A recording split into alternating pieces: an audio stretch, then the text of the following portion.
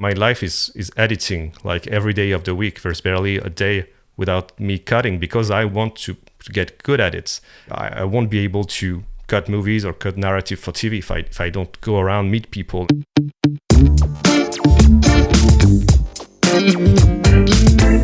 Hello and welcome to another groundbreaking episode of Cut to Reveal. Really? Groundbreaking? As always, well, you know, we're changing people's lives with this thing. So, as always, I'm Ricky and I'm here with my co-host Peter. Peter, what's going on for today? Hey, everyone. So, first of all, it is groundbreaking. I mean, for a handful of people, it will, and that's all we care about. That's all we care about. So, yeah, we're changing the world. Let's call it. We can just reach one person. Yeah. It's all worth it. Okay, so today we're talking to three editors, Erwann, Jarivan, and John. They edited a feature film together, a narrative feature, and they got that opportunity via Sven's Pape course Go-To Editor, which I'm a part of. I joined like right away in the first iteration, like 2.5 years ago or something like that. And they got that opportunity. They kind of won the contest and they got to edit the feature. Mm-hmm. We actually talked about Erwann's reel in one of the previous episodes. So if you're like regular listener, you will recognize Erwann. Like, it was a super fun conversation. I felt like we knew each other for years, even though I talked to them in person. I mean, via Zoom for the first time. We had been in touch a little bit earlier, but it was the first like in-person conversation that we had. It was like talking with old friends that we could just have kept on talking to. Yeah. So, again, this is one of our longer podcasts, but also a really, really good one. So for a reason. Enjoy. For a good reason. Yeah. So let's get to it. Roll the tape.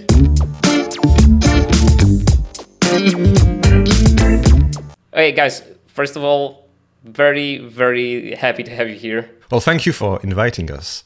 Pleasure on our side, really. So guys, if you could just quickly introduce yourself one by one, and then I just would like you to give us context on why you're here, because like your situation is quite unique. You edited a feature together, and like, you know, narrative editing together in 2 or 3 editors is not like really unique, but it's not like, you know, a regular thing as well. So Erwann, go ahead. Okay. Yeah, so my name is Erwann Kerroc'h. I'm a French editor, and I've been looking to break in the business of cutting movies for a little while now.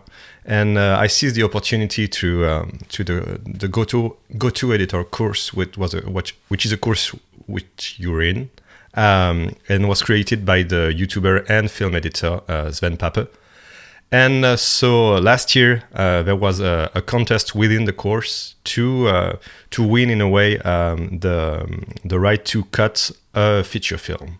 And so I joined in, and with 2 of my colleagues and friends, we won the contest. And so right now I'm just like trying to build on that movie. I'm still back in short movies, but I'm meeting directors and film editors to find new opportunities to, as I said, to build on that success. So perfect. Jarivan, how about you? My name is Jarivan Ahmad. I'm also an editor. I had like the same road as Erwann took with getting into the course and winning the contest. And ever since I've left the project, I've been doing some documentary work, some like 50-minute documentary works. I'm not sure if that's a short or feature or what it's called, but since then I've been doing a couple of short movies, and I'm working on a short right now, actually, which was like back to back from the other short. So I finished the short, had a picture lock, moved on to the next one, which is a first for me. And also just trying to meet good people, and I've learned, like, I've been doing it for about 6 years, and the most important thing for me is working with good people. Just like Ricky, I mean, not that I would like to work with bad people. Well, bad people should give you a lot of money. That's right. Okay, the short you just mentioned, Yeah. You're editing the short, or are you like a producer in it as well? No, I'm just editing. Yeah. Okay. So I was Great. actually contacted for this short because I did another short back in October, and I did that short because I did the documentary I did before that, and I did that documentary because I did another documentary before that. So it's all kind of just spiraled from there. The snowball That's effect. perfect. Yeah. And it all started with the feature. I was just going to ask Jarivan, are those like some scene cards behind you on the Yeah, I wall? was Yeah. gonna say, too. Actually, it's not mine. That's a feature film, and I know the director who did that, but he hasn't come to take it down yet. Such a show off. That's to just show off to you guys, yeah.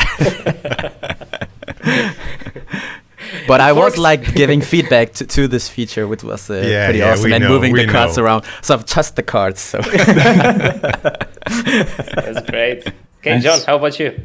My name is John Grenham. I'm currently an assistant editor in New York City on the path to be an editor. Much like these fine fellows who I got to edit the movie with, we all joined the Go-To Editor course. And about a week before, I was living at home for a while, about a week before I moved out, this beautiful message came saying that there's this opportunity to win to edit a feature. So instead of like spending time packing and like, really like soaking up home, I spent time really trying to like perfect these scenes to submit to this course's competition. And luckily it seemed to work out. And fortunately I got to meet these two very, very nice European men. And we got to And some. cool, and some others. And we got to, edit a cool movie together. Can you give us more context on what is the stage of the project right now?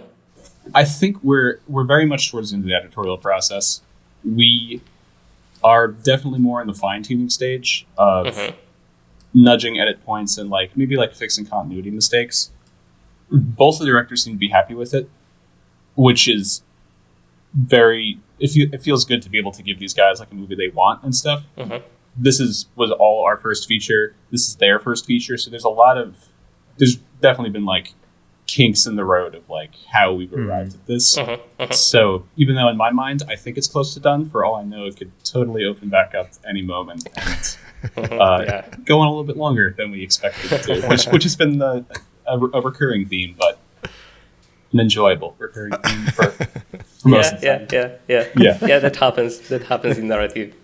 And any like feature length something or even short, I think sometimes, right?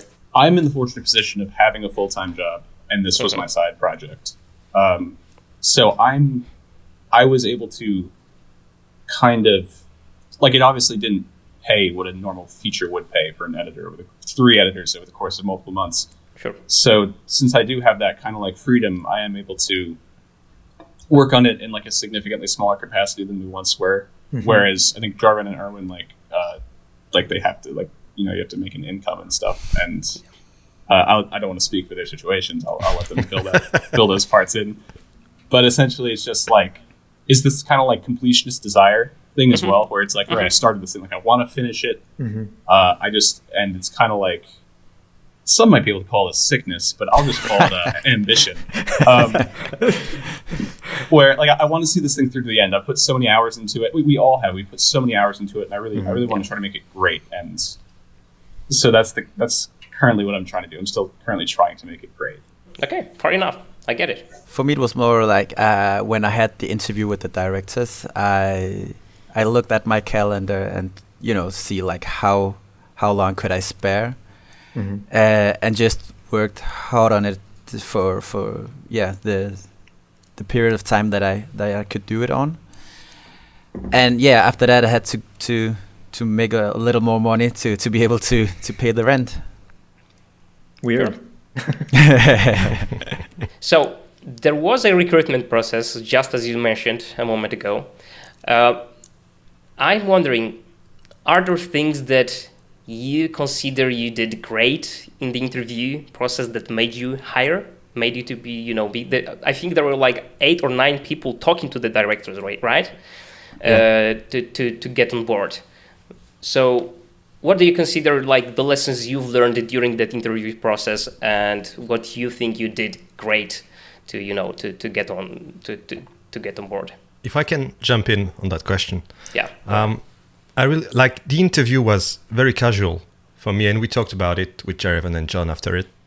I think what did the heavy lifting, what the scene itself, because we had to cut a scene from the movie, and a scene that they told us they were struggling with. Like they didn't know if it was gonna be a scene that they could keep, or they didn't know how to cut it. And so they gave that to the students, and we were among like the best cuts, and that's why they interviewed us. And like everybody in the course, we met everybody through Zoom calls, is like very, very nice and very like professional. So I think we're kind of on the same level, and it was more like they wanted to check if we were friendly, if they could work with us, like just like seeing us and feeling us in a way, you know. And like as I said, like it was especially the scene that made them decide to work with us. So it wasn't like, I've done an interview recently to cut a TV show, and that was very different, like 6 people around the table, and it was like we went pretty heavily into details. How would we work with us? Would you work with us? How what are your ideas to make it better? How would you deal with that issue, this one? And that was more like friends, just like, here's a friend of a friend. Let's just talk about the movie, about the script. Like, so yeah, at least that was my experience. I don't know if Jarivan and John would agree. Yeah, I felt like it was just like a casual interview just to get to know us. I think I had the impression, I'm not sure, but I had the impression they might have made their decision during the screening process of what they saw in the with the cuts, and then just needed to be sure, like, are we assholes? No, that's a very good point. Like, you know, you will spend a lot of time working together, so you better like each other, right? Yeah. So then how did that happen? So we got 3 editors, a full-length movie. Did they just basically give it to you like, everyone's going to work on this section first, and then Jarivan this one, and then John will just clean it all up because he's got a full-time job? Or how did they separate the work with you guys? Or did you guys separate the work? Well, John, I think you're the best one to answer this. So we all, at the time, I was in the industry, they call it on hiatus. Right. They also say unemployed. So or I freelance. Freelance, yeah, there we go. That's the term.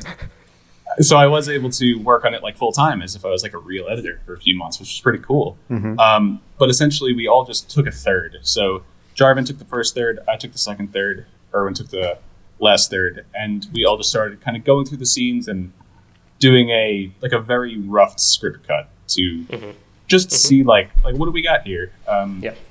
And I would set up the project and stuff, and just try to make everything streamlined. We got just a bunch of like daily. They had like an assistant camera person / assistant editor who already like kind of transcoded everything, sent it off to us. Had to do some like syncing and stuff. Yeah, once we were up and running, it was kind of just like up to us to kind of like get these scenes together and talk about things and discuss issues and what we liked and stuff. And that was pretty much the process for I guess like the first month or so, up until we got us like a cut that we could show the directors and be like, hey, here's your movie so far. And we were talking through Discord and WhatsApp, and we were doing Zoom calls to talk about what we're doing. We're like sharing scenes to see what each other felt about a certain scene. But we were like, what was really nice, it's that we really got along quickly. Like we had, even if some had more experience than the others, we didn't really feel watching the scenes that, there's a huge drop in quality with Erwann's cut or with Jarivan's cut. It was like nothing like, it could pass for the same like as the same person has cut the whole movie. So that was really, really nice. So you used Zoom, and you shared your screen using Zoom, right, with the directors to discuss the whole thing. Actually, we just used Frame.io.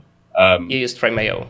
Okay. Yeah. So they would provide you like written notes in Frame.io, and that's. But did you have like all together conversations like on Zoom, like 5 of you? We didn't have it as much as we would have liked, but the 3 of us had it a lot. So we could cut a scene or cut a sequence, and we used Dropbox to have the project, so we could always, and use the production for Premiere Pro, So we could always go into each other's projects and see what's been done. So we didn't have any lag, or we didn't have any issues in that regard. So we used Zoom a lot for working between the three of us, and Frame.io to with the directors, which we then got written notes. And when they tried to explain something even like more in depth and not frame based, they would send us emails. And we would have the occasional conversation from that point on. Were the directors then pretty on the same page with their thoughts, or were they like both conferring and then sending you an email, or was it like, here's director 1 coming at you, and then director 2 is like, that's cool, but this would be better, and then you've got like, you kind of like step back as they're like conversing in email, or? We had the mixed type kind of thing, like one likes this and one likes this. Yeah, okay. Yeah, so we had to figure out like, all right, how do we make them meet in the middle, or maybe have them discuss it before they came to us with a direction. It's been a process of like learning how to communicate with two directors. Also, they're kind of complete different personalities. Like one of them is real low key, and the other one throws his arm around when he speaks. And which could benefit, because you get like the different aspects of like, what is this thing? Yeah, it was really a huge learning experience, like dealing with people with like different personality, and even working with two directors for the first time cutting a feature is difficult. It can be challenging, and working like the three of us, even we became friends, like working remotely. And like I will be honest, like when I came in, I didn't know Premiere, and we decided to cut on Premiere because of the production. So it was really hard on me for a long time, because I'm a very slow learner. So they had to be like really patient with me to come and deliver my scenes, but and they really help out a lot. But luckily I was a decent editor, so they said fine, it's fine, you can stay on the project.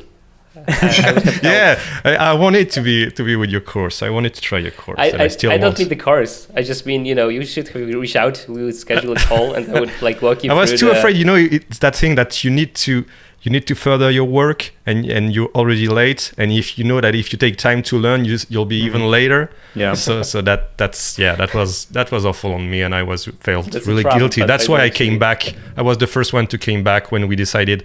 Now it's the end of our contract working on the movie, and they were looking for another editor, and I said, well, I can come back and finish the movie. I can give you another month and a half. And John came with me to finish the movie because he could. And I could also. Jarivan was the only one who was already working on something else. What would you say was the biggest challenge of the whole experience? And have you learned something unique about, not even about editing, but about like yourself and what you aspire to do in the future, what kind of projects you aspire to work on, things like that? I think one of the most valuable lessons I got from this is listen to my gut. Like what I feel in my stomach is usually the right thing, because I would feel something, and then whether it was an edit or something that I would like to say, there would be times where I would keep it to myself, which I probably shouldn't. Just like, also it was like in the time where I tried to get to know the directors, and since we did have like mail correspondence and Zoom calls and that kind of stuff, it's not like the same as being in the same room. So it's a little bit trickier to communicate. But one of the things that I learned about it is like I should still just speak my mind. I was very laid back about certain stuff, just like risk something if I feel that's the right thing, and I think some of the things that I thought of, I did do it later, and everything worked out where like they didn't hate me for saying stuff. So yeah, just like trust your gut is usually right. Yeah, I think actually directors, they usually want you to be very straightforward about what you're thinking about a given scene. I mean, even if they get this defensive at the first moment, I think they want editor to speak up their mind. Like, not from the ego point of view, right? Because that's not what they want. That's the last thing they want, is to someone who will protect what they've edited for the like whatever the cost, right? But they want someone who will tell them how they really think, what they really think about the scene and what they did on the set and so on, right? Yeah, exactly. In a respectful way, of course. And also just to learn, like, all right, I've said my opinion. I've tried to convince them about something, and then go with whatever decisions is made.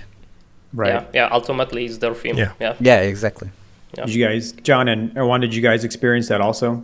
I agree with what Jarivan said, and that's a really good thing you said at the end, where it is like you do have to go with what they want. Because there are times where, like, I guess as always happens in any sort of like creative process, like the three of us feel one way very strongly, and they'll feel another way very strongly. And so we do have to talk it out. And argument's definitely not the right word, because we never were yelling at each other. Like that'd be so like silly over Zoom to yell at each other. But like, there are times where it's like we think the movie should be taken this way, they should think the movie should be taken that way, and there is like the whole idea of like checking your ego at the door. Ultimately, you have to be like, all right, we'll do it this way. Yeah. And you live with it, and you just try to make, like, I guess that version as good as possible. But that's something that I've been grappling with and trying to be better at, is that kind of like letting go of like, I think it should be this way, but whatever. Yeah, I think like John said it, it's about like dealing with one's ego, but also your own ego. And that was something that was like, I learned how to let go of notes, like not to fight them throughout my work and throughout the years. But it's still like I'm still getting very emotional when I spent a lot of time cutting something that I really believed in. And I do think like, oh, there's a real issue here.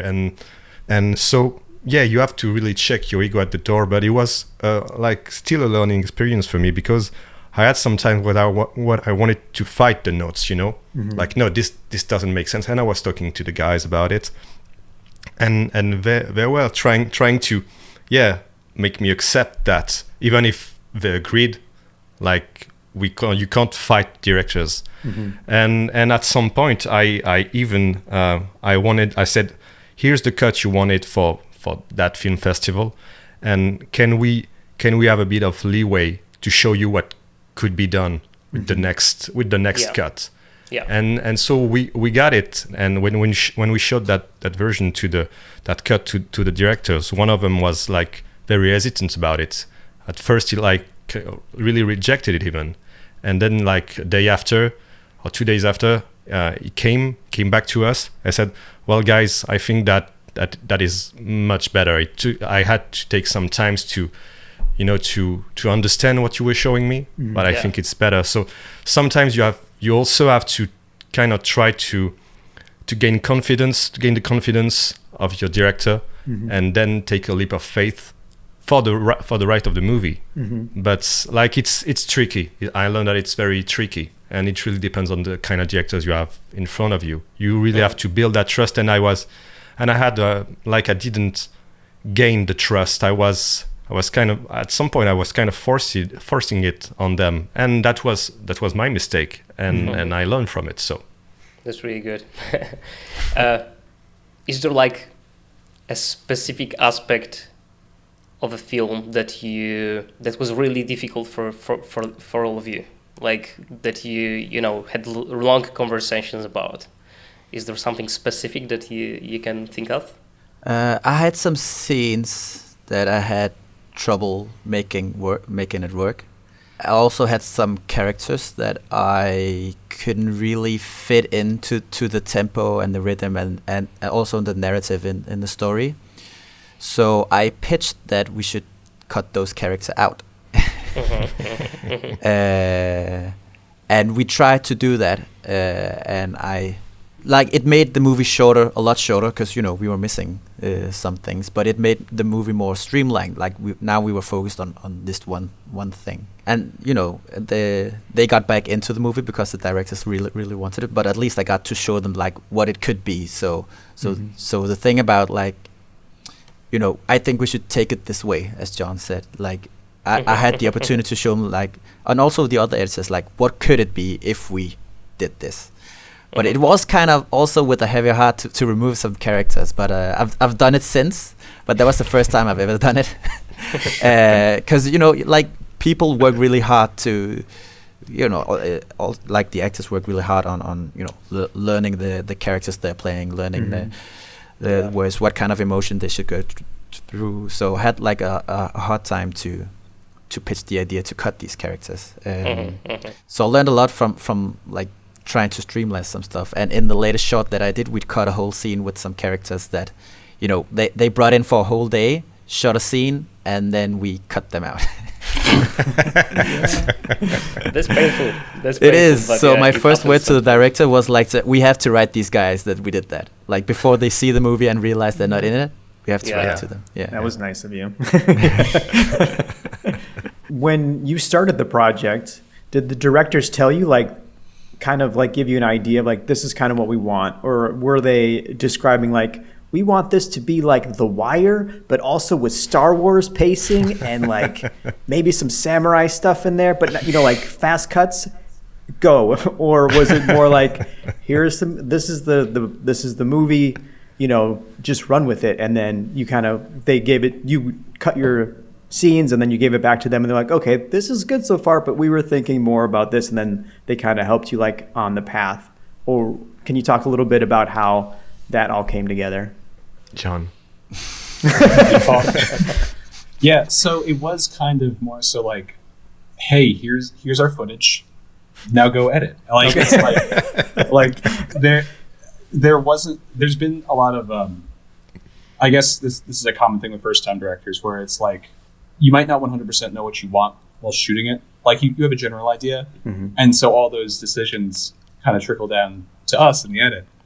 There wasn't like a clear, like, we want this to be Green Room meets Scorsese or something like that. There was like, those influences and like those films were mentioned, but there was definitely more of like hey, here's what we got, get creative with it. They gave us a total license, like they wanted us to be as creative as possible because of either something happened on set which caused the footage to be like less usable than ideally, or just kind of to see what happens. I mean, that's why they ran through the boot camp. That's why they hired 3 editors. They just wanted as much creative input as possible.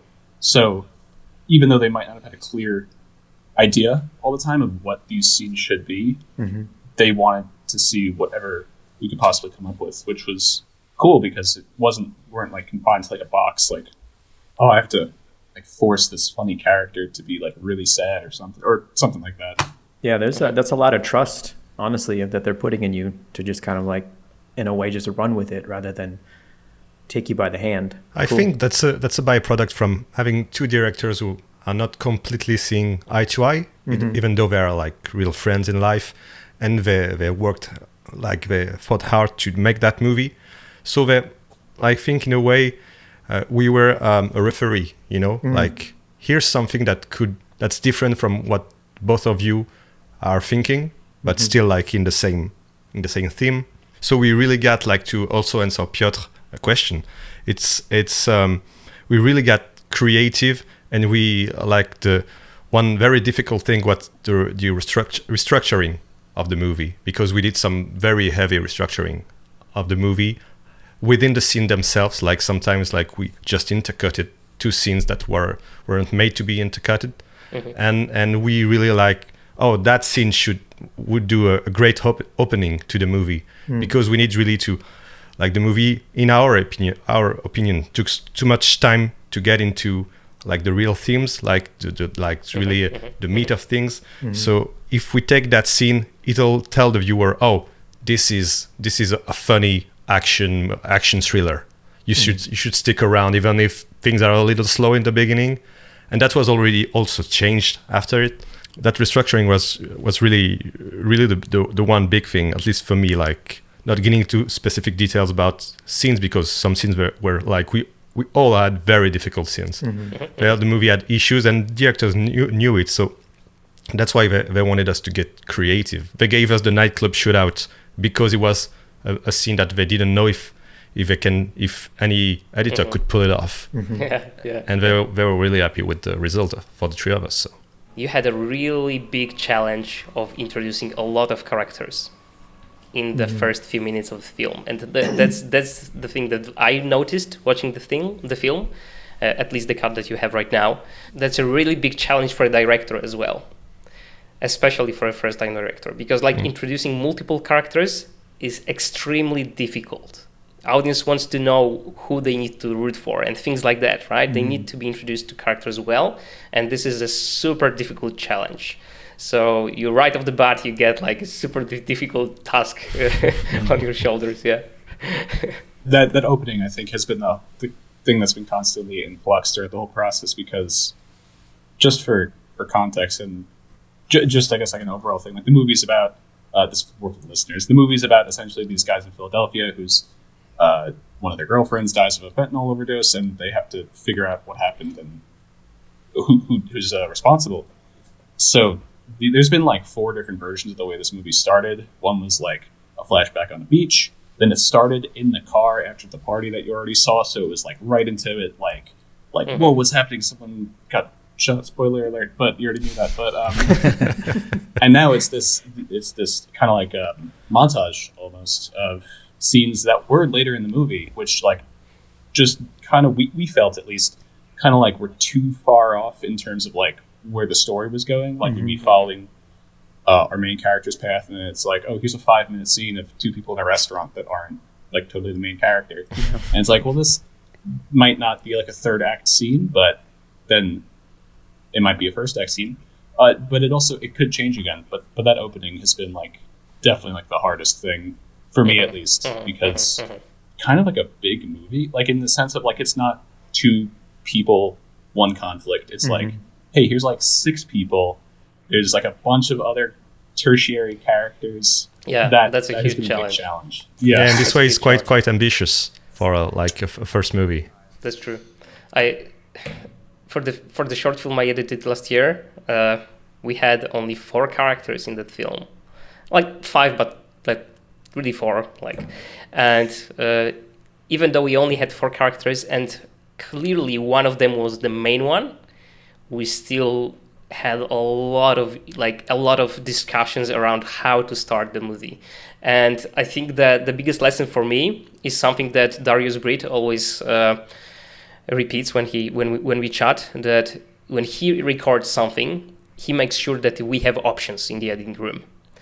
And the director that I'm talking about for the short film, like he did a great job on it, and like there are very few things that I could actually criticize him for, but he didn't put that much attention into having options for that first scene. So basically he directed it in a way that we have very few options what to do with that first scene. And since the first scene is, the second most important one probably for the whole thing, it's just something that would be very useful to have options, to have more options in it. Yeah, that reminds me of a director who was only shooting like a couple of shots for each scene because he didn't want the editor to be able to cut it any differently than what he had in his head. So that's on purpose, but that's different. Not a good way of thinking. Yeah, I had it depends if you're David Fincher, you can understand it. If you're someone else. Yeah, if you're David Fincher, then yeah, I get it. Then, but he does a million takes, so. But he's exactly opposite. Yeah, but that's always like he's not gonna do any coverage, just to save his ass. It's just this is gonna be at that time. You're blinking, and this is this shot. I think that's how it works. We'll do 100 takes, but this is gonna be the thing that I want it to be. Yeah, exactly. Actually, Erwann, if I may, I have a question to you. Yeah. Because you directed some films in the past. So yeah, some short films. Yeah. Exactly. Some very good ones actually. Oh, thanks. I think like your main focus right now is editing. Yeah. So can you just touch on briefly why you made that transition, and are you planning to direct films in the future as well, or is it like the past for you? Well, I was always interested in and I mean screenwriting in a way that there's the screenwriting, the directing, and the editing, and those to me are the three steps that when you're writing or rewriting the movie. So they're as important to me as they can be. Yeah. And so I always wanted to be first a director because I knew that you had your hands all over the place. I wanted my fingerprints all over the end product. But to me, I started to make short movies when I was like a teenager. And so I was used to be all alone, like making even 30 minutes shorts all by myself. So I never knew better. I never knew how to work with other people. And I went into cinema school and I found out that, it's quite different than like working on my own. And so I made friends. I went to Paris and like we were trying to make a living, like cutting almost anything. Like I was also a camera operator.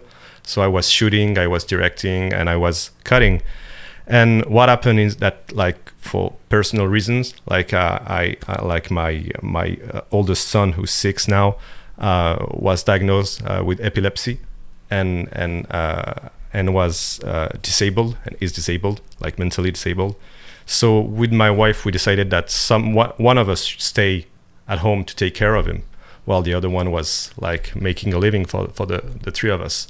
And since my wife like is actually like in an office, like managing a whole team, I said, well, I'm gonna stay back and take care of our son. And so I said, well, I'm just gonna concentrate on editing. I mean, I love editing. I'm gonna send some friends of mine, some colleagues of mine, like directing. I was kind of still directing from afar, but like on set or like on different missions we had. And I was then cutting behind the scenes. And when my personal situation was getting better, I said, now I need to pursue my dream of storytelling. And I said, I like, it's gonna be too complicated to be a director in the situation I am. Mm-hmm. And I love editing, and I need to get better at it. I know I'm okay, I'm fine, but I need to do more storytelling. I need to cut more narrative stuff. Okay.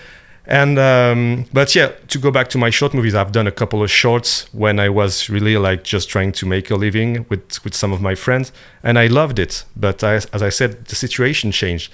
That doesn't mean that now I'm just want to be like the best at what I do. I want to be a great editor, and I'm still learning, and I'm working really hard. And yesterday I had a meeting with a film director who just completed a movie in Italy with some big names, and he was a former editor, what with Luc Besson.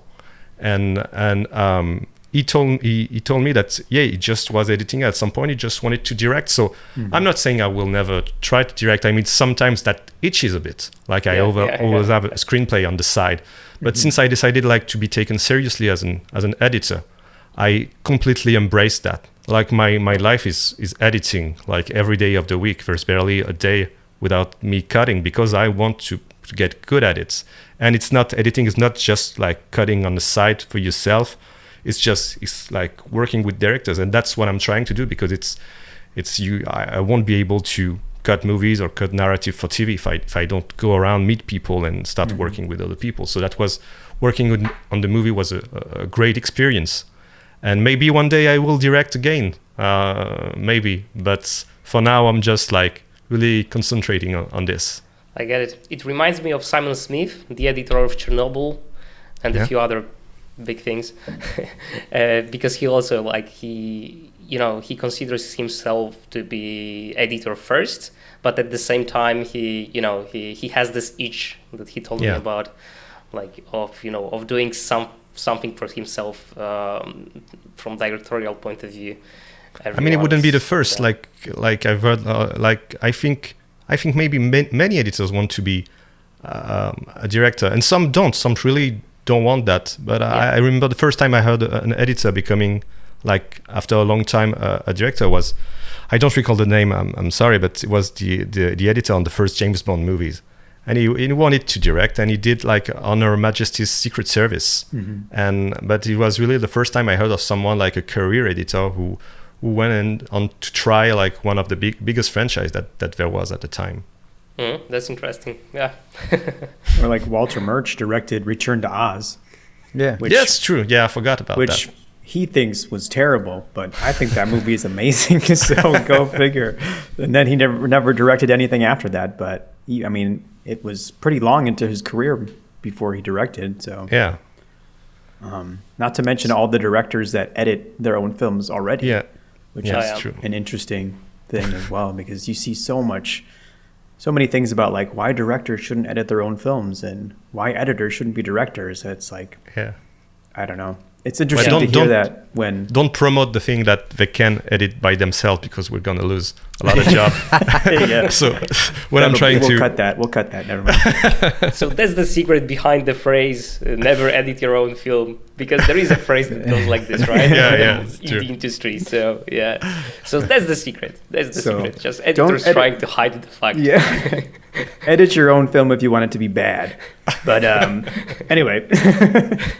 Well, it's kind of No, I funny think- because I see like being in the edit room as a sort of like post director, because you're shaping performances, you change the stories, you're like rewriting the movie. And I've had one director telling me, sitting next to me, without me like saying this phrase, that it's like being a director here in the edit room. Yeah, because it's instead of like going over to the actors and say, you don't say that line, say it differently. Well, I'm either like taking the line out or like using a different take, or so it's like it's really close together, those two parts. It's just like we don't have we have the luxury of projects coming to us, or like asking a director if we can do it, and not trying to pitch a movie to get some money to do it. Like the money's there if we are on the project, hopefully. Yeah. That's a very good point. Very good point. Editor is like a writer and director combined to a great extent. Yeah. How did your day look like when you edited? Because like Erwann, you mentioned you have a son. I think you have two sons actually, right? I have two sons now, yeah. Yeah, so I have two kids as well. And I know it's a huge challenge, having kids to also like edit something narrative on the side that doesn't bring, a ton of money. So I guess my question to all of you is like, what are your like, productivity routines, so to speak, that allow you to go through the huge amount of footage effectively? I like to like treat it, even if I don't get paid, I like to treat it as a daytime job. Like I'm most effective between like 10 a.m. and 2 p.m. That's like where I get very creative. So I start by waking up, treat it like I'm going to work, even though it's just in a different room in my apartment. And work like till 5, 6, 7, depending on what I'm doing or how much energy I have. And then keep the night off for something else, because I need to recharge. Like I've hear editors working 14, 16 hours a day. I can't do that. Like I don't wake up refreshed the next day. So if I take a project that's unpaid, I'll see how much time I can live off of my savings, or can I get like some other work done in between, or But I don't want to be on a project that, like a short 15 minutes short film. I don't want to do that for 6 months. Like I feel like I keep forgetting the movie, and then I need to, what was I doing a month ago? So I try to like compress the time where I'm at, and I'll be upfront with either the producer or the director that I get to work with, that this is how I see it. This is what is most effective for me, and usually they do want that because they get the movie done sooner. Yeah, good point. John, Erwann. Okay. One thing, this is something that surprised me. I consider myself like kind of like a productivity nerd. Like, though I have not joined your course yet, I like everything from like big deep work fan. Like it's just something I could easily nerd about. You time your stuff like voluntarily. We found out. Big on time blocks. Trying to essentially. I love to try to do efficiency. But what surprised me the most is that like you can set up all these systems, and then the biggest limiting factor is still me. Like I'd be editing, and then I would just that startup friction I find actually not startup friction. I find like I'll end a task, and then like getting into that next task, I'll find like that section in between is where like all my time starts to leak. So I thought, oh my God, I'm going to edit this movie, full-time job. I'm not going to do anything all day but edit. I'm not going to want to do anything else. And then I get to the day and I get my work done. But like, I don't necessarily spend all my time editing. Like I'm like going and like petting my cat and stuff. Might catch up on my film history in the middle of the day, aka watching a movie, for inspiration. Right, of course. But I was just surprised by that I was such a kind of fan of this idea of being as productive and efficient as possible, and still kind of falling flat on that. And I've since improved. This was back over a year and a half ago. Jeez, that'd be crazy. 8 months ago. Not that much different, but yeah. So anyway, to go back to the original question, not a side tangent. I would try to do time blocks. I'm definitely an early riser. The earlier I start, the better. Ideally, the first thing I do is I wake up and I just kind of get to it. So there's no room for me to even be no eating. I wake up, I work, and then I go to sleep. No, just kidding. That'd be perfect. Awful. No. But I definitely like to work in the deep. I love the long uninterrupted blocks of time where you can just work and stuff. And that's a really nice thing about doing this full time is that doing full time, and I don't have children yet, but I will someday, is that I can do that. Whereas now when I'm working on it on the side, I'll try to get deep into a scene in the middle of the day, and then I get a Slack message to do something else. And I'm damn it, just kind of totally breaks the flow. My experience on the movie was very chaotic about how I frame my time, because at some point I had to go on vacation, and I said to the directors, at that point I will be on vacation, so I wanted me to stay on just to be able to give feedback to Jarivan and John, but at some point John told us, I'm gonna have to leave the project in June because or maybe you will cut that, but because my girlfriend is so mad at me for not being able to be there for her. She's sick of me just cutting away. The struggle is real. Yeah. He really sounded like he really needed it. So I said, okay, I'm gonna work from my vacation home, which was we went to Spain with friends. There was the kids, and there was a swimming pool. And it was really hot and beautiful. And I was inside. I could hear everybody drinking and laughing and eating. And I was inside in a small room, very hot. Your dream. Yeah, and I was just cutting away and so mad at myself and against John, of course, which was responsible for that. That John guy, what the heck?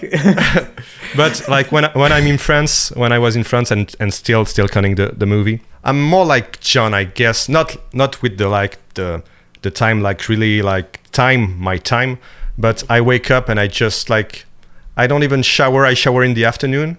Because there's the kids to take care of, so I have to dress right away and take them to school. And so I take them to school. I just come back and I start just diving in. I'm when I'm really in the zone, it can last for hours, and I just I don't see the time going by, and so sometimes I have just. When I start to get tired, I just have to take a step back and I need also to shower. I need also to eat, because it's 3 p.m. and I haven't eaten, and so in 1 hour I need to get to the daycare center and take my kid. So it's I try as a parent, you just try to find some time zones, to just do the work. So that's what I'm always fighting against time, and sometimes when I was on short movies that I was really inspired by, I was just telling my wife, I'm just staying in my little office, and I'm gonna work until late in the night. And sometimes that's when I know that the kids are just asleep next to my room, there's no sound around, and I know that the city is just quieter. There's that vibe sometime, and I used to like working at night, but with the kids it's different. But when I can find the time to do it, it's I feel a lot more creativity during the night. Mm-hmm. Yeah, I think that as I get older, I feel like I need to take more breaks or not put in marathon sessions. Because before I moved, I grew up in Chicago, and then I moved to Denver on a whim. And when I was in Denver, I was working on a documentary where they were paying me out of Chicago in a way. And so I was like, and in the same way, I was like, I got to get this done. And so I would do the same thing. I would get up and I would sit down, and then I would literally just like work 12 hours and then go to sleep, which is the worst. It's the worst ever. No matter how old you are, it's the worst. But that was just like my routine, how I would get into it. And that became like my norm, where even though I'm older now and I'm maybe smarter, it's like something that it's like a habit that's hard to break, because then you get in that zone, you're just like, I'm just going to go for it. Whereas now what's hard is that most of my clients are in the States. So like I wake up, they're all sleeping, and then I'm working until they wake up, and then their day starts. And then it's like, okay, now it's another day. And then I'm working like another 8 hours because now I'm working through their day. So I'm basically doing the same thing, but just my mind is in a fever, and I'm like, oh, this is normal again. And so I'm working 16-hour days. It's like, what are you doing? And then my wife's like, what are you doing? That can create tensions within a couple. I'm telling you. So like, my wife is the breadwinner, so to speak. So in some ways, it's like kind of an excuse to be like, I don't need to be working all the time, or like I can put it off until then. So sometimes if I'm smart, I'll like wait until my client wakes up and then start working. So then I'm like working along with them, with the effect of like, okay, then I'll be smart and be like, okay, at 5 p.m. my time, that's like family time. And then I'll take like 3 hours to like eat and watch a movie with my wife before she goes to bed, because she's a teacher. So she's got to go to bed early anyway. And then at 9, then I'm back into it and I work until, like 12 or midnight. But it's an interesting balancing act, and like how your efficiency in the way that you work kind of ruins your life. It's a hard lesson, editors out there, just so you know, this is what you're getting into. Also, I find like the breaks is where you get the ideas, like being away, just having it in your head, just like randomly going around. And the next day you got like, oh, I'll try this that I thought of. Or you see a movie, oh, that looks cool. Let me see if it works on this part. Yeah. But it's kind of funny that John was the one who said he had to leave, but he's been on the project the longest.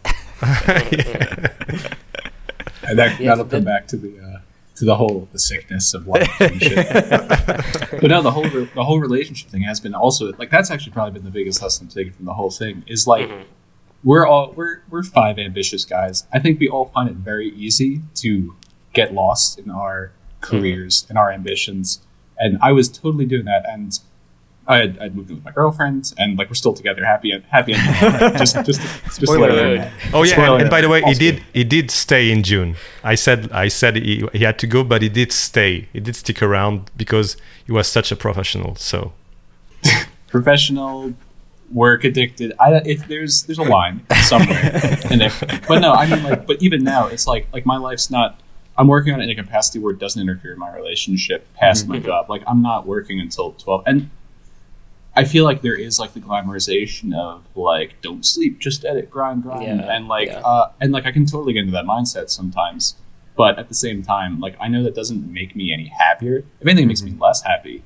And we're all doing this thing to like, because we enjoy it.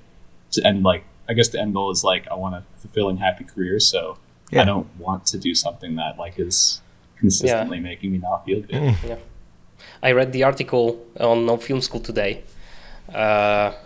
With tips like how to get to Sundance Festival, right? And one of the points is like embrace grind and hustle. So I'm like, really? Like, is it the tip? Seriously? Yeah. I mean, it's a lifestyle you can choose, but and sometimes it will help, I guess. But is it the tip? Seriously? How to get to Sundance? I don't think so. And overall, I mean, you really, at some point, you realize that it's not that important, that you can't place that above everything else. Like especially having, like, you have a family, you have friends, and you need to take care of yourself. In the at the beginning of the project, I had some kind of an anxiety attack because I had taken on too many jobs, and so I had to take almost 2 weeks off, which I was feeling like really, really bad. I was just staying in bed, and Jarivan and John just took on the project for me because I was like really in the worst shape of my life, to be honest. and I like that makes you realize that you don't want to die doing the job, because I was really feeling, I was telling them like half joking that I was gonna die. So they need to put at the end an end card for Erwann Kerroc'h,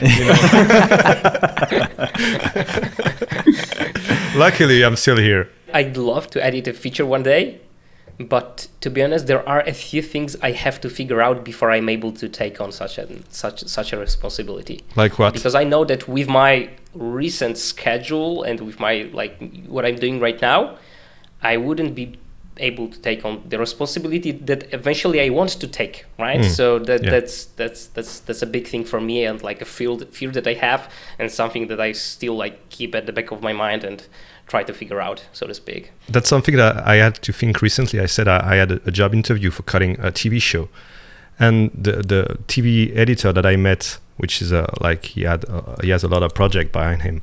He said, you are gonna do big days and even big weeks sometimes. Even he said sometimes I do 70 hours a week. And I was trying to think, how the hell I'm gonna do that with my kids? Yeah. I'm gonna have to hire a nanny, and I don't really have the money for it during the whole week. And or is it gonna go with my wife? That's really, you have to take all that into consideration, and that's why it's also good to be younger. Like when you're doing big hours, when you know. So it's harder on me because I'm the oldest between the three of us. But I wish I went after my dream a bit younger, to be honest. Me too.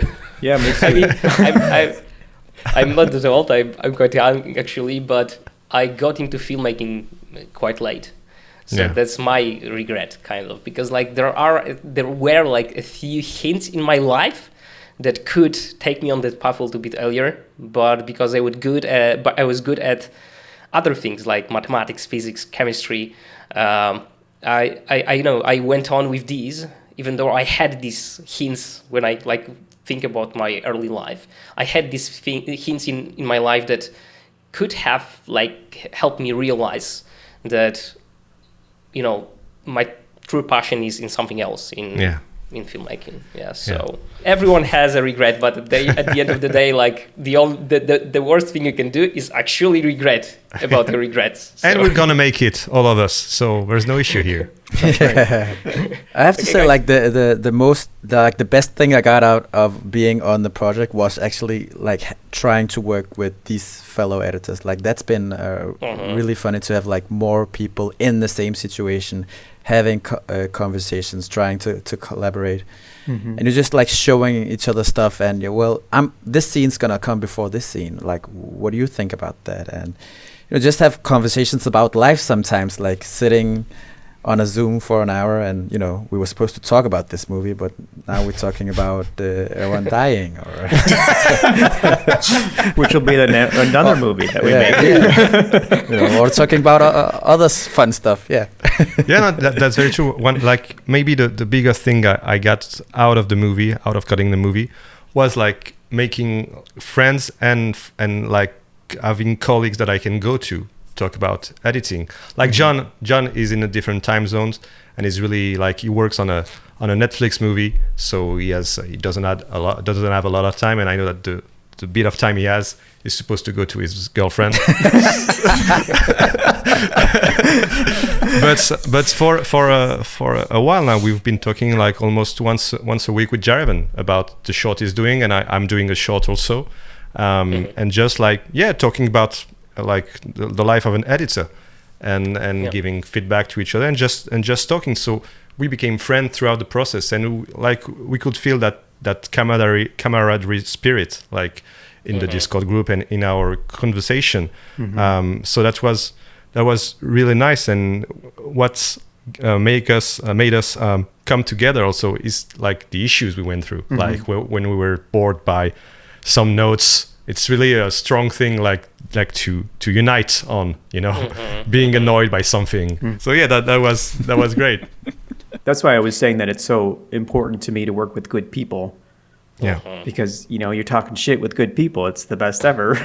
Yeah, exactly. But that takes your mind off difficult thing, and you can figure out I remember a phone call I had a while ago with John, and we were just talking about scenes, and at some point, like, I don't know which one, but we said, oh, maybe we could try that, and we like the other build on the proposition that the other one just gave, and at the end we were like, oh, that could be great, like that sounds great, that could be, and so yeah, like great things can come out of just casual conversation. How are you doing today? Are you gonna die, Erwann? And that's gonna be a recurring theme. Yeah. It is already. So we need to thank John's girlfriend for allowing him to be on this interview also. Yeah. She told me this morning, she's like, have fun in your podcast. I can't wait to listen to it. So she'll hear it. This is helpful. But no, she has been very supportive. But yeah, it's been just an interesting learning experience. To go back to like the actual editing, it's also been really nice. Like, I came into this project being like the youngest editor. Erwann's like 65. So 75, please. 75. Sorry. No, I came into this thinking like, oh man, like I'm like this dude like working with like two great, because I'd seen their cuts and I'd seen them active in the Discord previous, so I kind of had an idea of who they were. So it's been really wonderful to be able to like cut these scenes and like show it to them, and then they give me feedback, and we give each other feedback. And before the directors would even see it, we'd already be doing these kind of like rounds of notes on each other's work, and they would consistently make the movie better, because even though I might think of one way to do it the directors didn't, Erwann would then think of a way that I didn't do it and be like, oh, you should try this, and then Jarivan could think of that, and it was just really, I feel like I learned so much and like evolved as an editor, like just purely by working with these two guys. It's been like a really great experience. Yeah, that's great. That's invaluable, like having that type of community and that collaboration with people who are essentially fighting the same fight, which I don't think I feel like a lot of people don't understand that in regards to like filmmaking, because even not even within the post-production, but even like production, I've been able to work on at least one production, and it's that same thing where it's like everybody's together, we're trying to make it. Obviously, there's going to be some point where somebody says that they're going to die, but they're probably really not going to die. But then, like everybody's in it. They have, it's a family kind of affair. Or, you just create these relationships when you're in there in the trenches with these people, and they can kind of relate to it. Me being like the lone editor for so long, and also like moving to a different country and not really having a community that I did back in the States.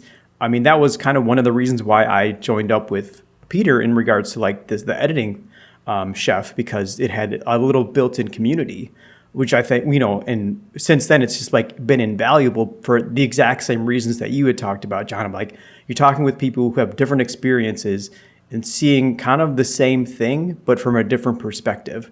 And then, being able to like utilize that in your own work is just, it's amazing. It's like, I don't know, I get goosebumps just talking about it. So, that stuff is like the best part about, finding other filmmakers and like-minded artists and working with them. And getting excited because of the ideas they give to you, and the relationship is very nurturing. And I mean, when we talked about the scenes, we just got each other excited about, you could try that. And at some point, I remember John coming back with very difficult scene that Jarivan was working on, and he said, I want to try something. And like he came back with like a scene that was usable. That was much greater than any one of us could have thought about. So, and I mean, we all had our little successes throughout the editing, and that was great. Yeah, I remember that scene. Yeah, the scene was very depressing to me and you, and John was the only one who saw the light. And it made me kind of happy, like because you might think that, oh, he fixed it, I didn't do it, but it was kind of the other way around. Like, I was very happy because I've been working on it so long and I couldn't make it work, and John let me try it, and coming back with the scene in a way that I didn't think of or couldn't think of with the notes that I got. Seeing it work in some way, just like, yes, we did it, like it was a team effort somehow. Of course. Yeah, definitely. Like it's a step-by-step approach, right? Yeah. So without what you did, probably John wouldn't have that idea, right? Because it's a foundation that like everything builds upon, right? Yeah, exactly. So is there anything you want to add, like to what you already said? If not, then we have a proposition with Ricky. You might know the game we do sometimes. Oh yeah, on the yeah, podcast. I do know it. So everyone said that I'm very bad at it. So I just you were very bad at it. Yeah, I know. I gotta say, I have no idea what it is. But the thing is that time pressure does something weird. So that's true. That's true. I might be as bad, even worse as you were. So for Jarivan and John, it's just kind of like if you ever played Categories. No. Or know of it. So basically, it's a simple question. So like, name a movie with a shark in it, and then you get 30 seconds where you got to name a movie with a shark in it. So, so basically that's it. And then we would get points for it. So we've done it in a couple of our episodes where it's just Peter and I, but this is going to be new because now we have actual guests who want to play it. If you guys want to play it. And we're after the game, so we're asking questions and you're under the pressure. All right. We're the hosts. All right. So are we doing it one after the other? Or I don't know. How do you want to do full this? round for each person? Everyone at the same time. Okay, everyone at the same time. All right. It hides that I'm going to be bad at it. Let's go question by question. I have 3 questions. Ricky has 3. So each one of you gonna have 2 questions. Okay, and let's make it harder. If someone comes up with an answer, the next one can't say the same movie. Right. Okay. So usually the question is, 10 seconds? Yeah. Single answer. So we'll ask you a question, and it'll be like, name a movie or TV show, blah blah blah blah. If we're looking for one answer, it's 10 seconds. If it's multiple questions or multiple answers, so name 3 Clint Eastwood movies, then you get 30 seconds. Okay, this is going to be a disaster. I'm so bad at this. This is going to be great. We're going to be your beta round, and it's going to be awesome. That's the spirit. and I mean, we have to. For John, it's okay, but many of American movies or like foreign movies, I know under French titles.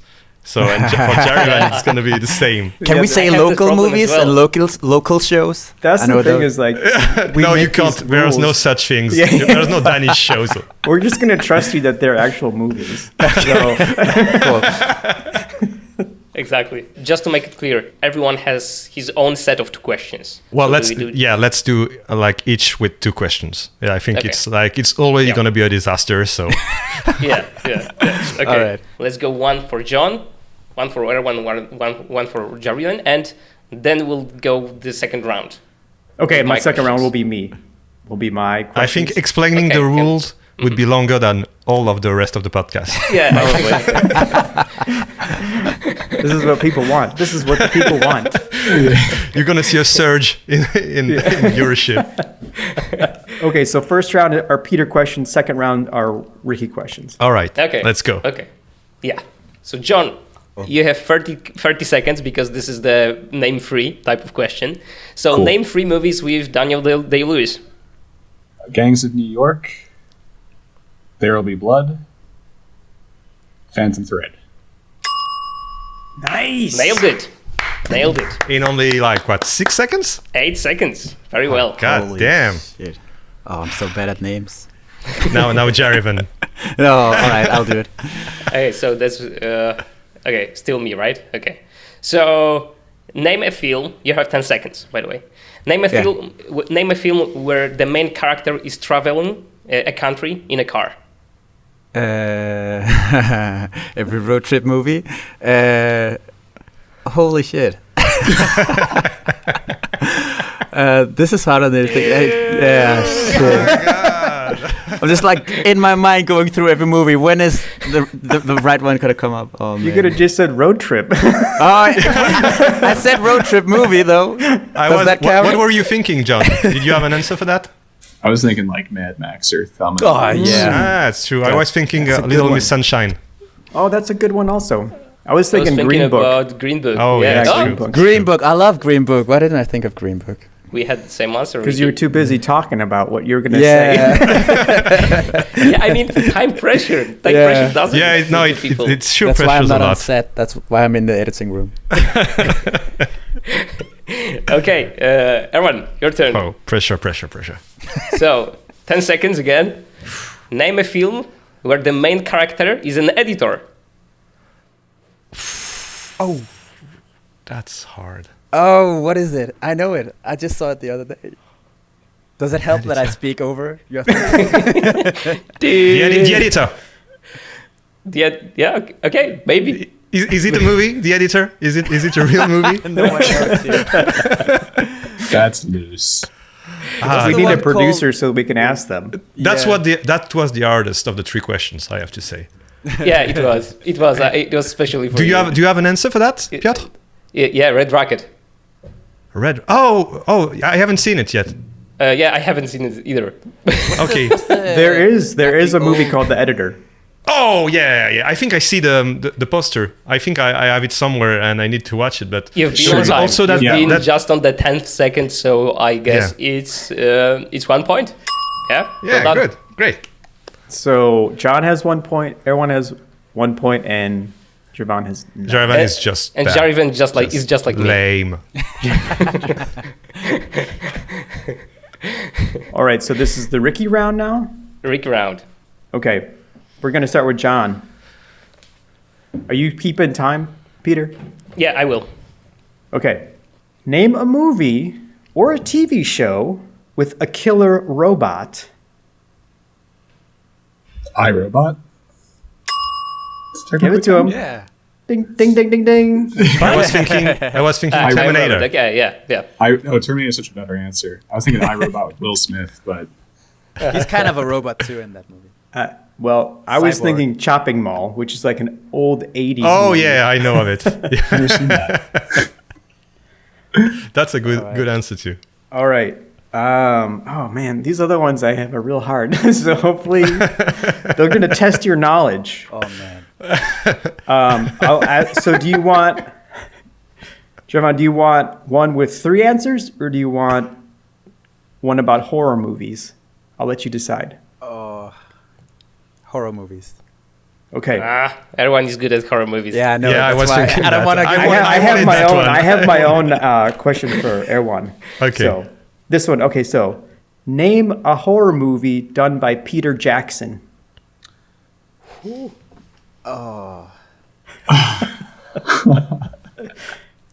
Well, good thing everyone didn't get that one. I don't know, man. I don't remember.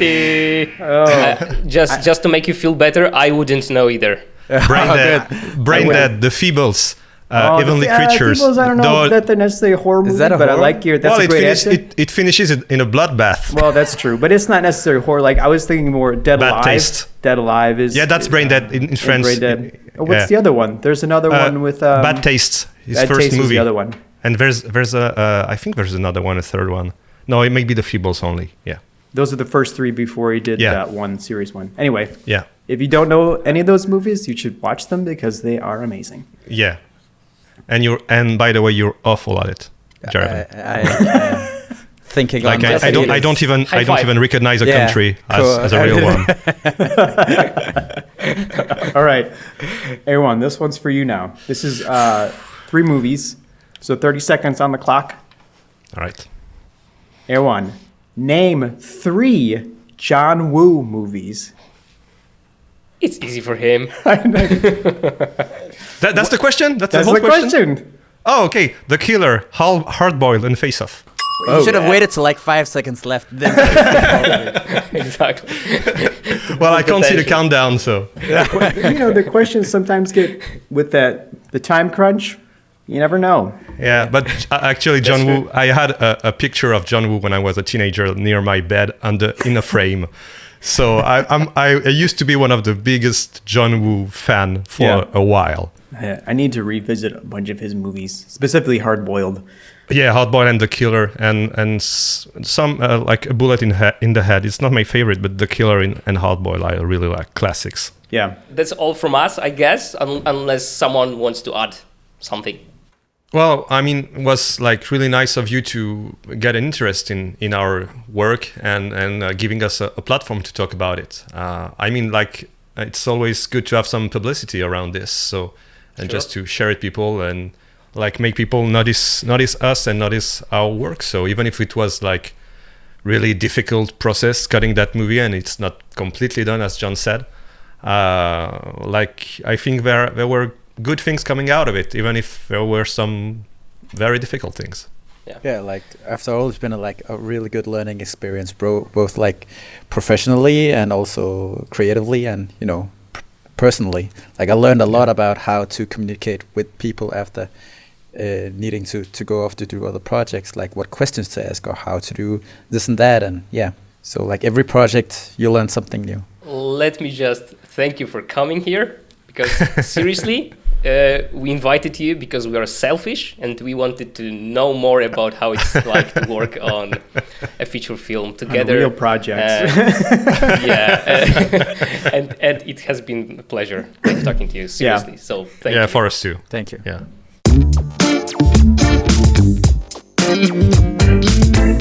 That was awesome. I could have talked to those guys for much longer than we did, and as it went, we actually stopped the recording, and we did talk for a lot longer. I mean, they're a great group of guys, and I'm so glad that we got to talk with them. Yeah, we talked about the feature. Actually, we gave them some notes and our like impressions about the feature they edited. Like, you know, this supportive criticism that, you know, only purpose is to actually like elevate the material, right? Mm-hmm. And also we asked them to do the same episode. The same interview, 5 of us, in a year from now. So it will be like cool an update. Revisit where we are, what we're doing, things like that. How is that feature going, right? So a year from now, we'll hear each other again. And I think it was our probably one of the best episodes we did. Hope you enjoyed it. Until the next time, definitely. shoot and edit. Like there's no tomorrow.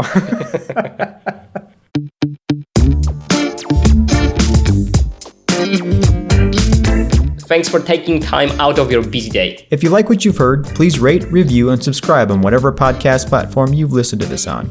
Your reviews help more people discover this show.